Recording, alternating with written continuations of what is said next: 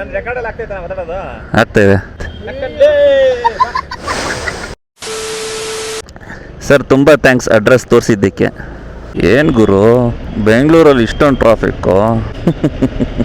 ದಾವಣಗೆರೆಗೆ ಬಂದು ಏನು ಬರೀ ಬೆಣ್ಣೆ ದೋಸೆ ಹೋಟ್ಲಿದೆ ಅಂತ ಹೇಳ್ದಂಗೆ ಆಯ್ತು. ಹಿಂಗೆ ಹೇಳ್ತೀನಿ ಅಂತ ತಪ್ಪು ತಿಳ್ಕೊಬೇಡಿ. Bengaluru is famous for traffic only man.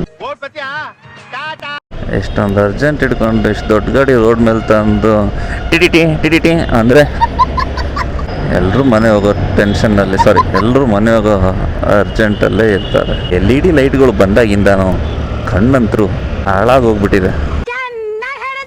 City ಒಳಗಡೆನೂ ಹೈ ಬೀಮು, ಹೈವೇದಲ್ಲೂ ಹೈ ಬೀಮಲ್ಲಿ ಯೂಸ್ ಮಾಡಬೇಕು, ಲೋ ಬೀಮಲ್ಲಿ ಯೂಸ್ ಮಾಡಬೇಕು ಅಂತ ಇನ್ಮೇಲೆ ಹೇಳಿ DL ಕೊಡಬೇಕು.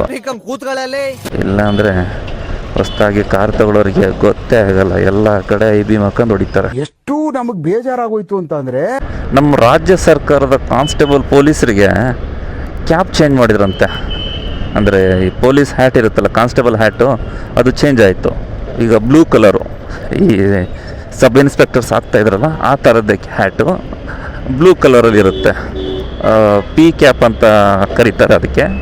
ಅದೇ ಥರ ನಮ್ಮ ಟ್ರಾಫಿಕ್ ಪೊಲೀಸರು ಧೂಳಲ್ಲಿ ನಿಂತ್ಕೊಳ್ತಾರೆ. ಸೊ ಅವರಿಗೂ ಒಂದು ಏನಾದರೂ ಮಾಡಿದರೆ ತುಂಬ ಚೆನ್ನಾಗಿರುತ್ತೆ ಅಂತ ನನ್ನ ಕಡೆಯಿಂದ ರಾಜ್ಯ ಸರ್ಕಾರಕ್ಕೆ ಒಂದು ಮನವಿ. ಎಷ್ಟು ವಿಚಿತ್ರ ಅಲ್ವಾ? ಕೋವಿಡ್ ಬಂದಾಗ ಮತ್ತೆ ಈ ಸ್ಟ್ರೀಟ್ ಫುಡ್ಸ್ ಸ್ಟಾರ್ಟ್ ಆಗುತ್ತೋ ಇಲ್ವೋ ಅನ್ನೋ ಥರ ಪ್ಯಾಂಡಮಿಕ್ ಸಿಚುವೇಶನ್ ಕ್ರಿಯೇಟ್ ಆಗಿತ್ತು.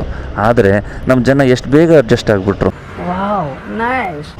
2019-20 ಆಸುಪಾಸಿನಲ್ಲಿ ಬಂದಂಥ ಕೋವಿಡ್ ಇಡೀ ಜಗತ್ತನ್ನೇ ತಲ್ಲಣ ಮಾಡಿತ್ತು. ಜಸ್ಟ್ ನೀವು ಟಚ್ ಮಾಡಿದ್ರೆ ಇನ್ಫೆಕ್ಟ್ ಆಗ್ತೀರಾ, ಸೀಂದ್ರೆ ಇನ್ಫೆಕ್ಟ್ ಆಗ್ತೀರಾ, ಕೆಮ್ಮಿದ್ರೆ ಇನ್ಫೆಕ್ಟ್ ಆಗ್ತೀರಾ, ಒಬ್ಬರು ಜ್ವರ ಬಂದಿರೋ ಪಕ್ಕ ಕೂತ್ಕೊಂಡ್ರೆ ಆಗ್ತೀರಾ, ಗಾಳಿಯಲ್ಲಿದೆ ಅಂತ ಹೇಳಿದ್ರು ಕೆಲವೊಬ್ರು. ಆದರೆ ನಮ್ಮ ಜನ ನೋಡಿ ಎಷ್ಟು ಬೇಗ ಸ್ವಿಚ್ ಆದ್ರು. ಇದು ಯಾವ್ದೋ ಫ್ಲಾಶ್ ಬ್ಯಾಕ್ ರೆಬಲ್ ತರ ಅಂಬರೀಶ್ ಹಳೇದು. ಆಗ ಮಾಸ್ಕ್ ಇಲ್ದಂಗೆ, ಸ್ಯಾನಿಟೈಸರ್ ಬಾಟ್ಲ್ ಇಲ್ದಂಗೆ ಜೀವನನೇ ನಡೀತಾ ಇರಲಿಲ್ಲ. ಈಗ ಕೈ ತೊಳೆದೇನೆ ತಿನ್ನಕ್ ಸ್ಟಾರ್ಟ್ ಮಾಡಿದ್ದಾರೆ ನಮ್ಮ ಜನ. ಕುಡಿಬೇಕು, ತಿನ್ಬೇಕು, ಸಾಯ್ಬೇಕು. ಯಾವನೇನ್ ಗಳಿಸಿಯಾನ, ಯಾವನ ಓದ್ಕೊಂಡ್ಬೇಕಾರ ತಿನ್ಬೇಕು. ಗೌರ್ಮೆಂಟಿಗೆ ನಾನು ಕೇಳ್ಕೊಳ್ಳೋದಿಷ್ಟೇ, ಈ ಬೆಂಗಳೂರನ್ನ ಗ್ರೇಟರ್ ಬೆಂಗಳೂರು ಮಾಡೋಕ್ಕೂ ಮುಂಚೆ ಈ ಬೆಂಗಳೂರನ್ನ ಮೊದಲು ಕ್ಲೀನ್ ಸಿಟಿ ಮಾಡಿ. ಎಲ್ಲಂದ್ರಲ್ಲಿ ಕಸ ಎಸೆಯೋದು, ಎಲ್ಲಂದ್ರಲ್ಲಿ ರೋಡ್ ಕಿತ್ತು ಹಾಕಿರೋದು ಎಲ್ಲ ಸೇರಿ ಏನಾಗ್ತಿದೆ, ಬೆಂಗಳೂರಲ್ಲಿ ತುಂಬಾ ಪೊಲ್ಯೂಷನ್ ಆಗ್ತಾ ಇದೆ. ಸೊ ಈ ಪೊಲ್ಯೂಷನ್ ಎಲ್ಲ ಮೊದಲು ಕಂಟ್ರೋಲ್ ಮಾಡಿ, ಆಮೇಲೆ ನಾವು ಬೆಂಗಳೂರನ್ನ ಗ್ರೇಟರ್ ಬೆಂಗಳೂರು ಮಾಡೋಣ ಅಥವಾ ಗ್ರೇಟೆಸ್ಟ್ ಬೆಂಗಳೂರು ಮಾಡೋಣ. ಆಯ್ತು ಬಿಡು. ಎಲ್ಲಂದ್ರಲ್ಲಿ ಸ್ಟ್ರೀಟ್ ಫುಡ್ಸ್, ಇವರು ಚಾಟ್ ಸೆಂಟರ್ ಓಪನ್ ಮಾಡೋದು ತಪ್ಪಲ್ಲ. ಒಂದು ನೀಟಾಗಿ ಒಂದು ಡಸ್ಟ್ಬಿನ್ ಇಟ್ಟರೆ ಅಲ್ಲಿ ಬಂದಿರೋ ಕಸ್ಟಮರ್ಸ್ಗಳು ತಿಂದ ತಕ್ಷಣ ಆ ಡಸ್ಟ್ಬಿನ್ನಲ್ಲಿ ಪ್ಲೇಟ್ಸ್ ಮತ್ತು ಕಪ್ಸ್ನ ಹಾಕ್ತಾರೆ.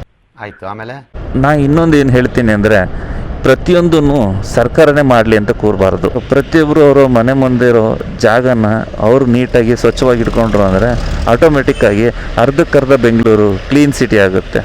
ಇನ್ನು ಅರ್ಧನ ಸರ್ಕಾರ ನೋಡ್ಕೊಳ್ಳುತ್ತೆ. ಇನ್ನೊಂದು ಸ್ವಲ್ಪ ಹೊತ್ತು ಕೂತ್ಕೊಳ್ಳೋಕ್ಕಾಗಲ್ಲ ನಿಮಗೆ. ಏನೇ ಒಂದು ಬದಲಾವಣೆ ಆಗಬೇಕು ಅಂದರೆ ಅದು ನಮ್ಮಿಂದ ಸ್ಟಾರ್ಟ್ ಆಗಬೇಕು.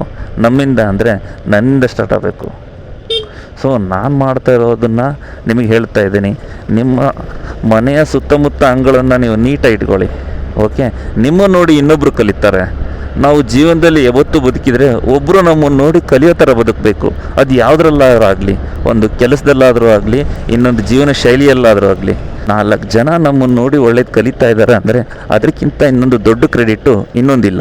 ಕೇಳಿದ್ರೆ 100 ಮಾತಾಡ್ತಾನೆ ಬಡ್ಡಿ ಮಗ. ಪ್ರತಿಯೊಂದು ಚೇಂಜಸ್ಸು ನಮ್ಮಿಂದ ಸ್ಟಾರ್ಟ್ ಆಗಬೇಕು.